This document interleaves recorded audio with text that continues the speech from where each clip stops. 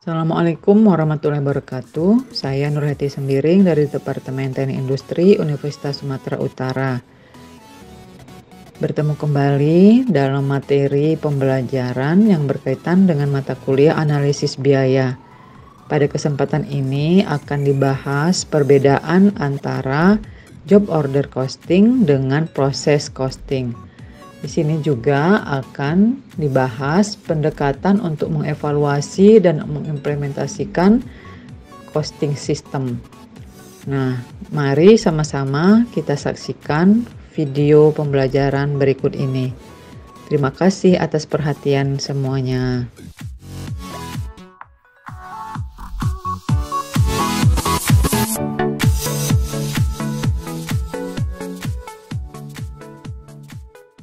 Perbedaan job order costing dan proses costing. Job costing merupakan suatu sistem kalkulasi biaya berdasarkan pesanan.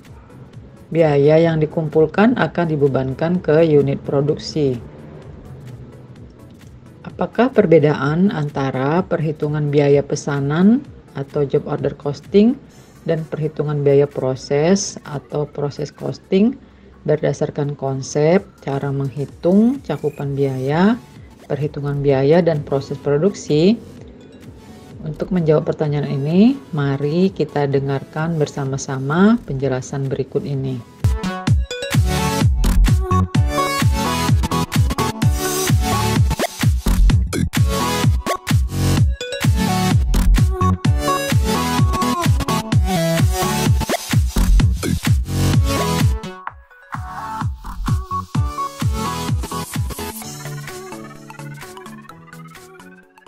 Job order costing menunjukkan perhitungan biaya dari suatu kontrak atau pekerjaan yang akan dilaksanakan atas permintaan konsumen. Job order costing digunakan oleh perusahaan yang memproduksi suatu produk yang tidak sama dalam jumlah yang relatif sedikit. Proses costing adalah biaya yang dikenakan untuk setiap proses yang akan dilaksanakan ketika perusahaan ingin menghasilkan suatu produk. Proses costing digunakan oleh perusahaan yang memproduksi suatu produk yang sama dalam jumlah besar. Sebagai contoh, perusahaan makanan, perusahaan penghasil semen, dan yang lainnya.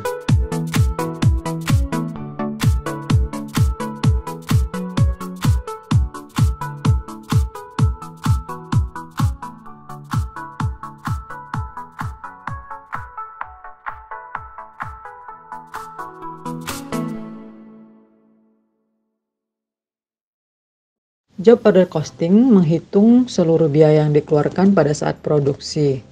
Sementara proses costing menghitung biaya tiap proses yang sedang dilakukan, kemudian jumlahnya dibagi jumlah produk yang dihasilkan.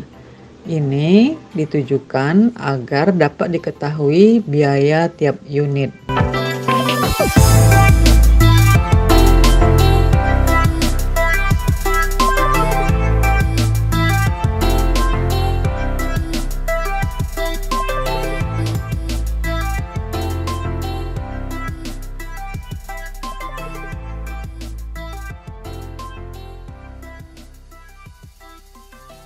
Kalkulasi biaya pokok pesanan kerja dilakukan oleh perusahaan yang melaksanakan proses produksi berdasarkan pesanan. Seluruh elemen biaya dibebankan berdasar biaya sesungguhnya. Produk yang diolah dibebani biaya bahan, biaya tenaga kerja, dan biaya overhead pabrik yang dinikmati oleh produk yang bersangkutan.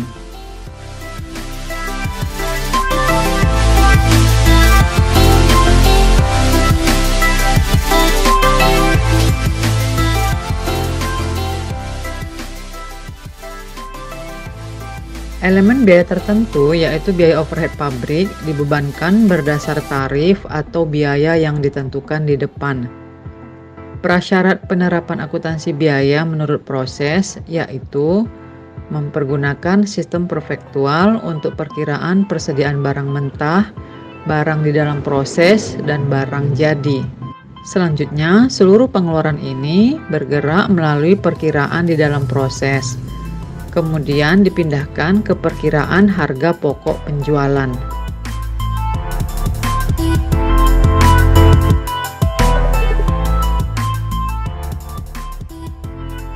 Perhitungan biaya. Job order costing dilakukan setelah pengerjaan produksi selesai. Biasa dipraktikkan pada industri yang melayani permintaan konsumen. Proses costing akan dilakukan setelah seluruh proses selesai, dan ini biasanya diterapkan pada industri skala besar.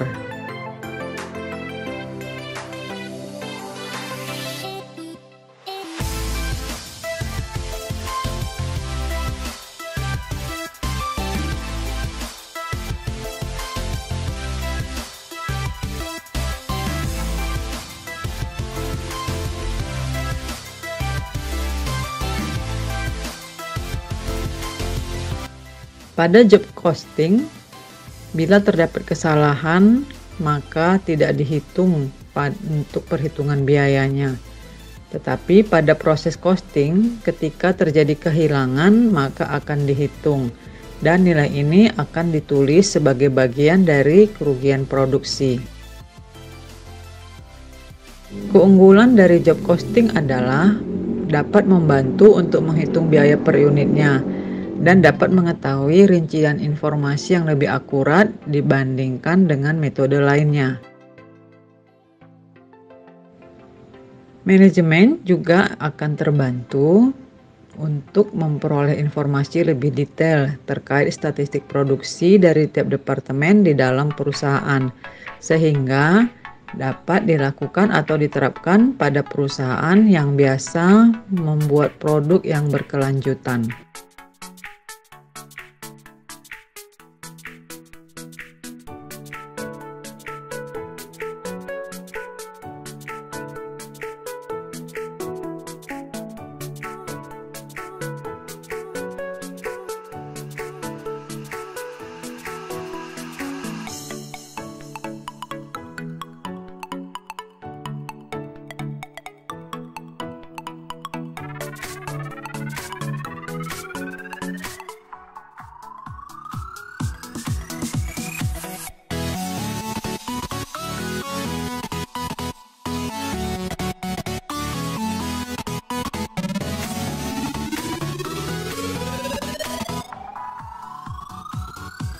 Konsep building block dari sistem costing.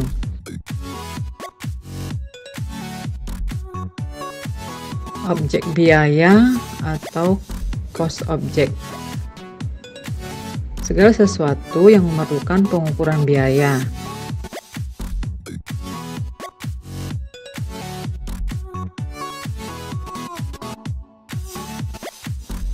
Objek biaya langsung adalah biaya yang terkait dengan objek biaya tertentu yang dapat ditelusuri ke objek biaya tersebut dengan cara yang layak secara ekonomi. Misalnya, biaya pembelian papan komputer utama atau biaya suku cadang yang digunakan untuk membuat sebuah perangkat komputer.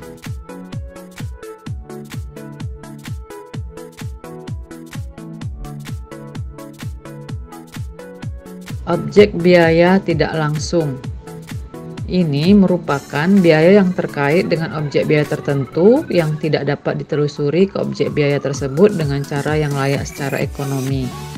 Sebagai contoh, biaya penyelia yang mengawasi beberapa produk, atau sewa yang dibayarkan untuk fasilitas perbaikan yang memperbaiki berbagai komputer. Biaya tidak langsung dialokasikan ke objek biaya menggunakan metode alokasi biaya.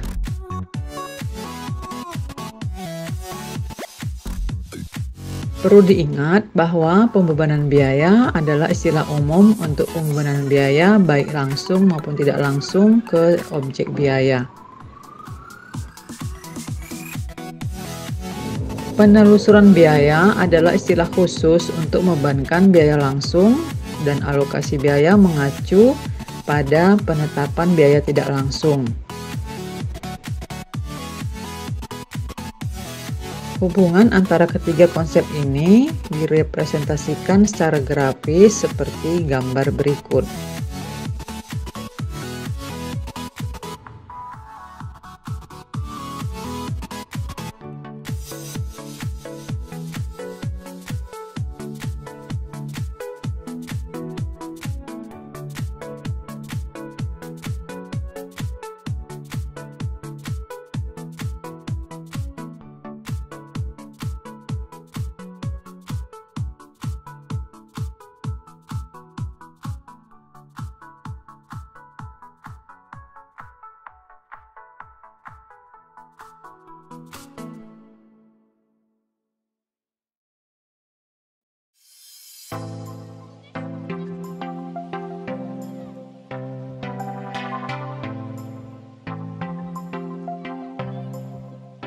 Kelompok biaya. Kelompok atau kumpulan biaya merupakan pengelompokan item biaya tidak langsung. Kelompok biaya dapat berkisar dari yang luas seperti seluruh biaya pabrik manufaktur hingga yang sempit seperti biaya pengoperasian mesin pemotong logam. Kumpulan biaya sering diatur bersamaan dengan dasar alokasi biaya.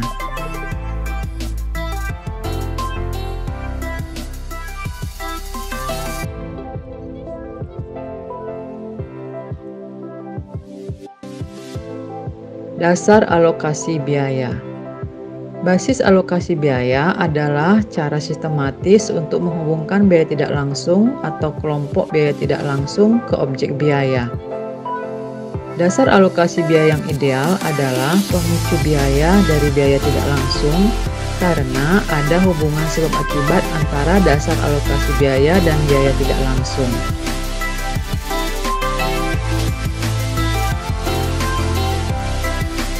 Alokasi biaya dasar dapat berupa keuangan, seperti contoh biaya tenaga kerja langsung, atau non-keuangan seperti jumlah jam mesin. Ketika objek biaya adalah pekerjaan, produk, atau pelanggan, maka basis alokasi biaya juga disebut basis aplikasi biaya.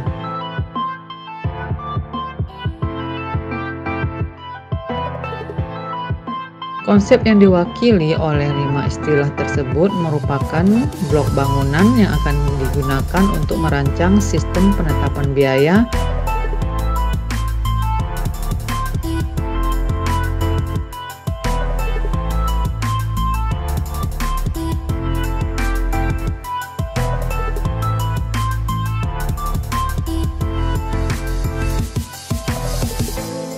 pendekatan untuk mengevaluasi dan mengimplementasikan job costing system.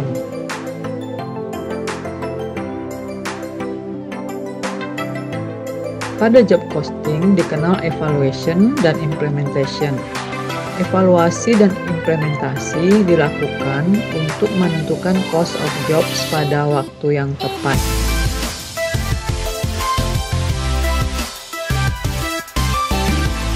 Job costing terdapat beberapa langkah untuk melakukan pendekatan. Yang pertama adalah mengidentifikasi masalah dan ketidakpastian. Yang kedua, mengumpulkan informasi. Yang ketiga, untuk membuat prediksi dan ramalan terhadap masa depan.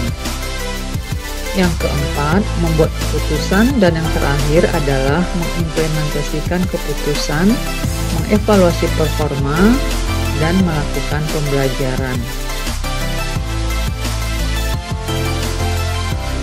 Tim manajemen akan bekerja melalui proses pengambilan keputusan 5 langkah sebagai berikut.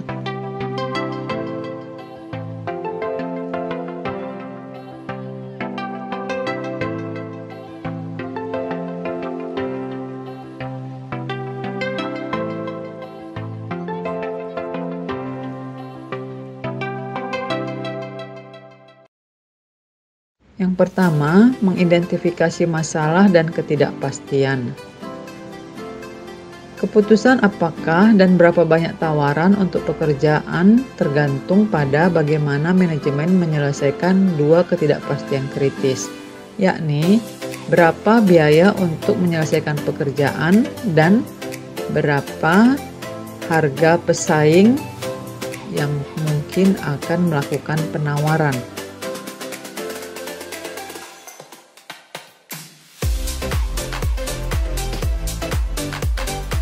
Yang kedua, pengumpulan informasi.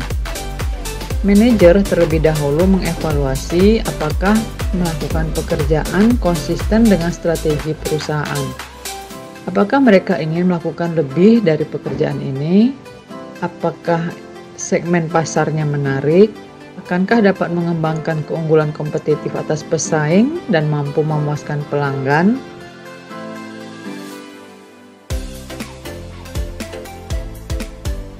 Manajer mempelajari gambar dan spesifikasi teknik dan memutuskan rincian teknis mesinnya. Mereka akan membandingkan spesifikasi mesin ini dengan mesin serupa yang telah mereka buat di masa lalu.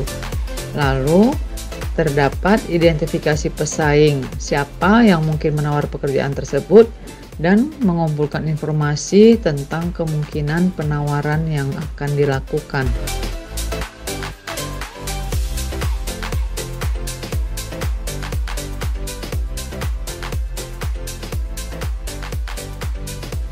Yang ketiga, membuat prediksi dan ramalan terhadap masa depan. Manajer akan memperkirakan biaya langsung bahan, tenaga kerja manufaktur langsung, dan overhead untuk pekerjaan. Mereka juga mempertimbangkan faktor kualitatif dan faktor risiko.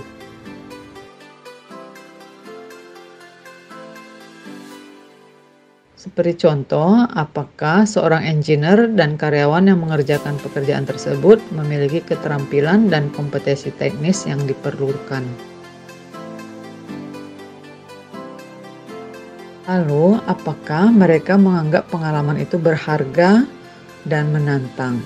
Seberapa akurat perkiraan biaya dan apa kemungkinan yang menjadi penyebab terjadinya pembengkakan biaya?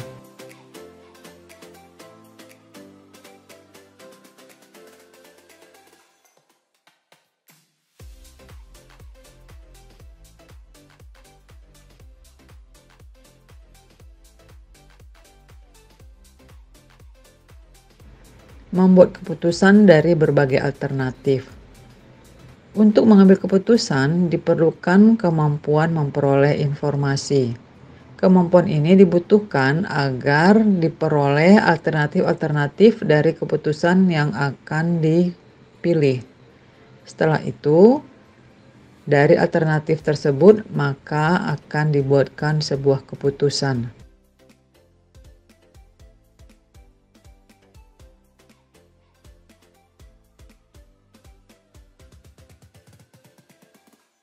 Mengimplementasikan keputusan, mengevaluasi performa, dan melakukan pembelajaran.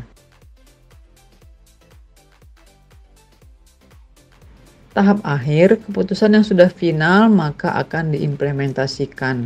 Selanjutnya dilakukan evaluasi kinerja dari keputusan tersebut dan diteliti serta dipelajari agar dampak dari keputusan lebih dapat dipahami dan mungkin dapat diperbaiki dan ditingkatkan untuk kebutuhan di masa mendatang.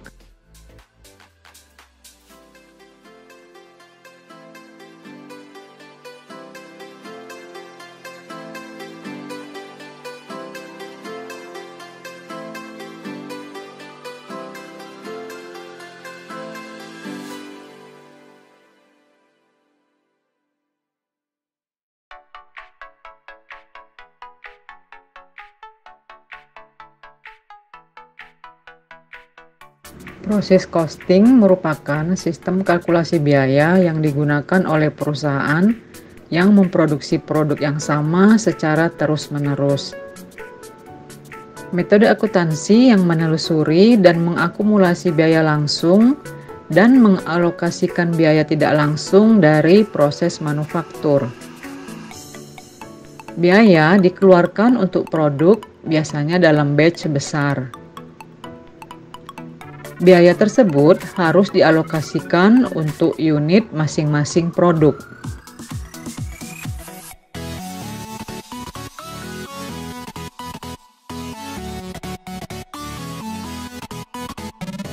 Berdasarkan pada pengertian biaya, maka pengertian cost accounting adalah aktivitas pencatatan, klasifikasi, pembuatan ikhtisar, dan penyajian laporan terkait dengan biaya dan juga transaksi pembiayaan yang digunakan pada proses produksi maupun distribusi produk dari suatu perusahaan.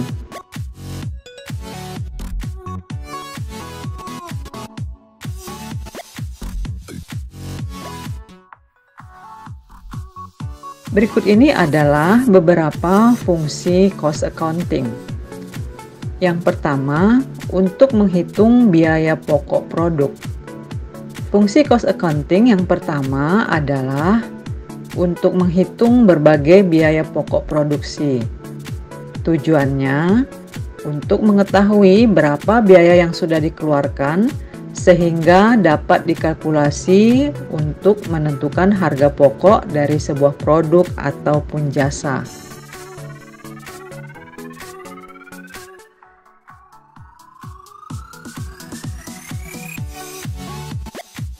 Fungsi yang kedua, merinci harga pokok produk. Tahap pemerincian dilakukan secara cermat terkait dengan harga pokok produk.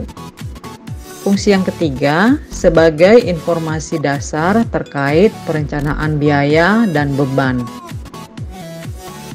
Selanjutnya, fungsi yang keempat adalah sebagai data proses penyusunan anggaran.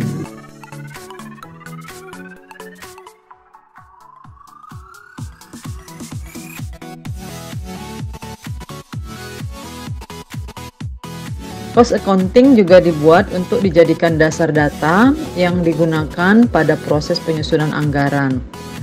Karena sebelum anggaran dibuat, maka harus dirinci terlebih dahulu apa saja yang harus disediakan dan berapa total biayanya.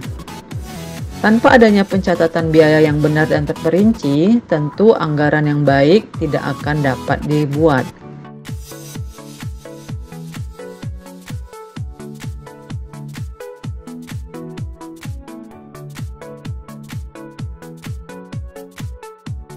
Fungsi yang kelima, sebagai informasi biaya untuk pengendalian. Cost accounting berfungsi juga sebagai informasi pembiayaan yang akan dilaporkan kepada pihak atasan ataupun manajemen. Sehingga para pemangku kebijakan atau stakeholder dapat melakukan serangkaian pengendalian.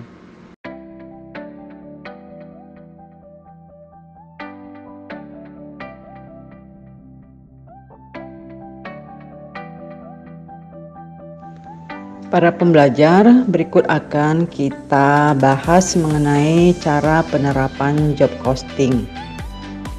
Agar dapat mendapatkan seluruh manfaat job costing, maka pengusaha perlu menetapkan cara penerapan yang baik.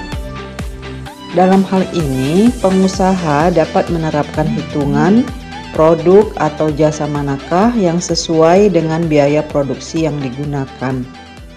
Dengan demikian, pengusaha dapat menganalisis dan menerapkan apakah biayanya telah sesuai atau belum. Melalui cara penerapan seperti itu, dapat membantu pengusaha terhindar dari kerugian. Langkah penerapan selanjutnya adalah dengan memilih dasar alokasi biaya yang digunakan pada pengalokasian biaya tidak langsung pada pekerjaan atau disebut juga dengan biaya manufaktur tidak langsung. Dengan demikian, ada identifikasi atau rekognisi dana-dana tidak langsung yang terkait dengan setiap dasar alokasi.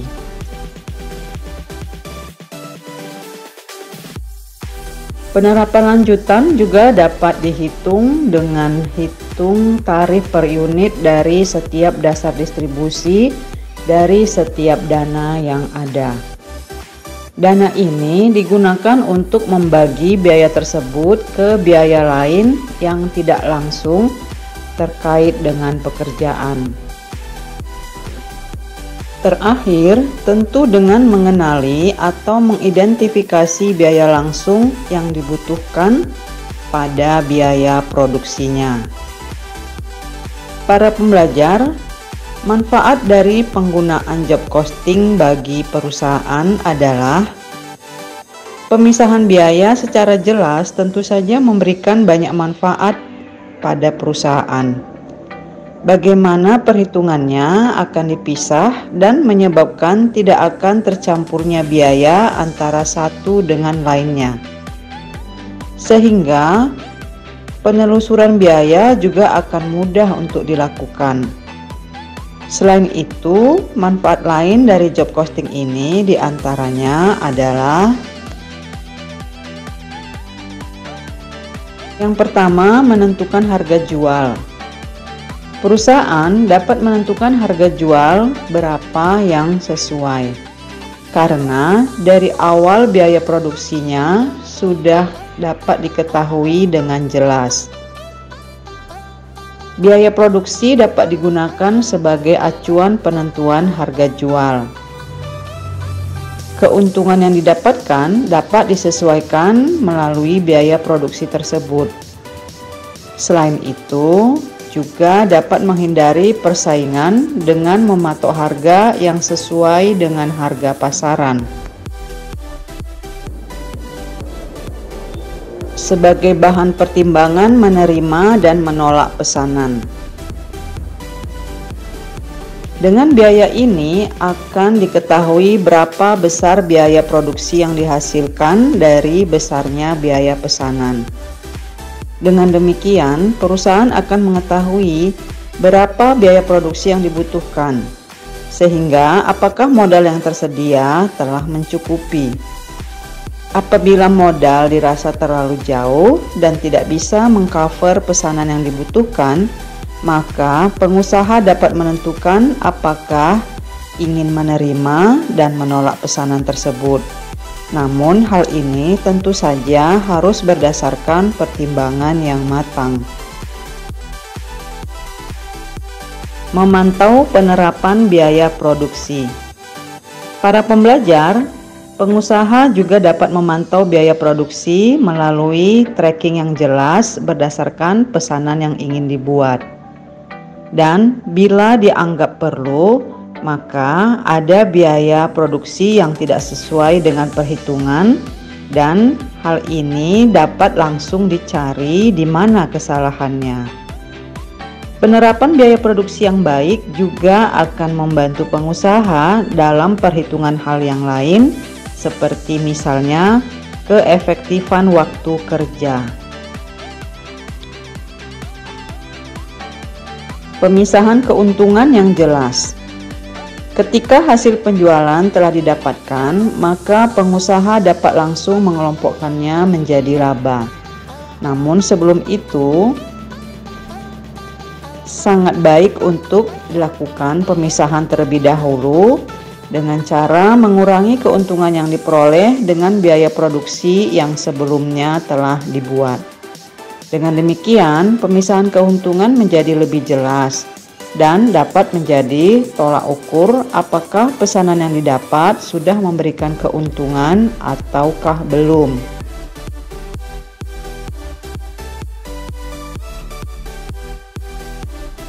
Berikutnya, dapat membandingkan laba setiap penyelesaian pekerjaan. Terkait dengan pemisahan keuntungan yang jelas, maka hal ini dapat menjadi sebuah tolak ukur. Dengan demikian, pengusaha dapat membandingkan setiap penyelesaian pekerjaannya berapa keuntungan yang diperoleh. Sehingga ini akan menjadi tolak ukur juga apakah perusahaan mengalami peningkatan atau justru mengalami penurunan. Jadi hal ini sekalian berfungsi sebagai laporan keuangan secara tidak langsung.